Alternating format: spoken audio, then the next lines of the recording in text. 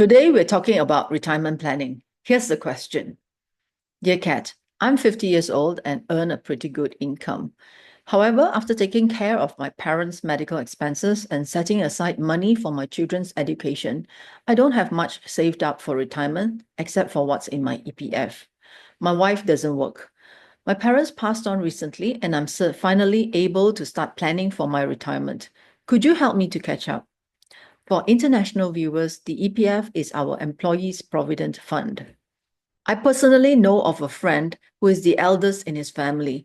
They weren't well to do when he was growing up, so his parents poured all the savings into his university education. When he graduated, he worked and helped to put his siblings through university as well. When he was finally able to invest, he was way behind all his peers. If this is you, don't worry. I have top 7 recommendations that can help you to catch up. By the way, if you find this interesting, please like and subscribe. Now let's get down to it. Step number 1. Assess your current situation. How long more can you work? In Malaysia, we have a mandatory retirement age, which is 60. Check if your company has a practice of extending service by contract, or start exploring if you can start a business after retirement, probably a consulting one. Number 2, know your numbers. You'd be surprised how many people are not in touch with their finances. Take time to sit down and go through all your financial statements. Write down your income and expenses. Have a good look at what you're spending money on. Some people earn a high income, but they also spend a lot. Years ago, I talked with a lawyer who told me that he was earning 50,000 a month, but he had no savings. He spent everything. Shocking, right? On the other hand, I know of people who don't really earn that much, but they are very frugal and they have millions stashed away. At this point, you can work out your budget. Train yourself to have the discipline to stick to it. Don't do any impulse buying. Number 3, set your retirement goal. Close your eyes and take a moment to envision your retirement. How would you like to spend your days? Do you like the quiet life? If you are living in a city now, perhaps you can shift back to your hometown where living expenses are lower. Or do you intend to travel and live it up? Either way, knowing what sort of retirement life you want will give you a goal to work towards too. Number 4, identify debts to pay down. It's no fun going into retirement with debts to pay. If you don't have income, this can be stressful. Write down your debts and make a schedule on how you can pay them off. There are 2 ways to do this. The first one is to start with the debt with the highest interest rate, like a credit card debt. Once you've settled that, go on and pay off the second highest interest rate one, and so on.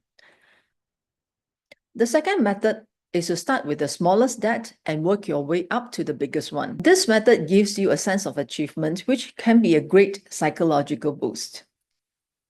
Step number 5, build up your emergency funds. The rule of thumb is to have 3 to 6 months of emergency funds to pay for your living expenses if you unexpectedly lose your job.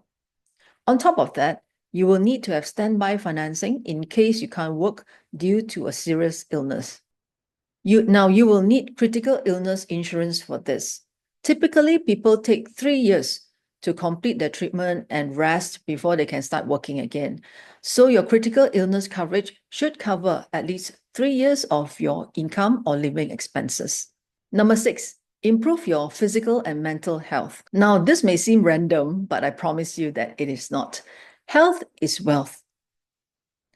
A sedentary lifestyle can lead to a lot of problems later in life. This can cost you a lot of money and even your mobility. If you can move, then start moving. Go to the gym, join your friends, go hiking, or like me, go swimming. But be safe and get the doctor's clearance first before you do anything extreme, especially if you haven't been exercising for a while. I swim an hour a day, 4 to 5 times a week. I used to swim a lot when I was a kid, but I stopped due to work. And I restarted about 15 years ago.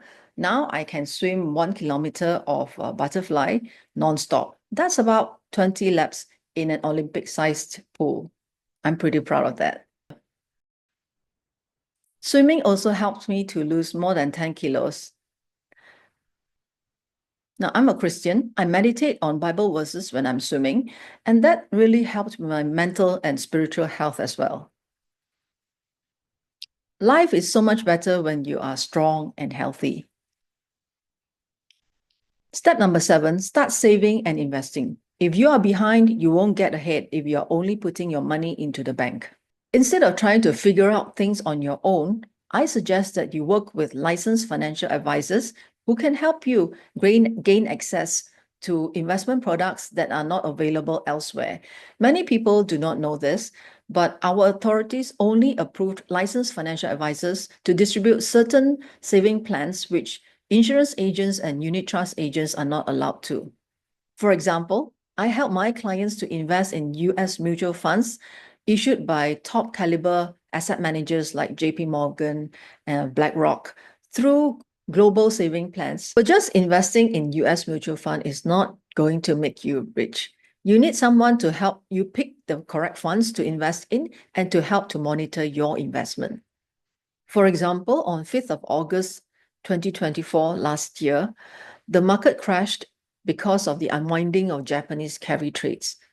I helped to move my clients' money from their funds into a money market fund, which is like a fixed deposit, and take shelter there. When the market recovered, I reallocated their money into funds again. So this strategy helps to protect my clients' capital and optimize their return. Now, I want to emphasize this. All the products that I mentioned before are all approved by the Malaysian authorities. Now that you know how to catch up in your retirement planning, check out my other videos on retirement. See you in the next video.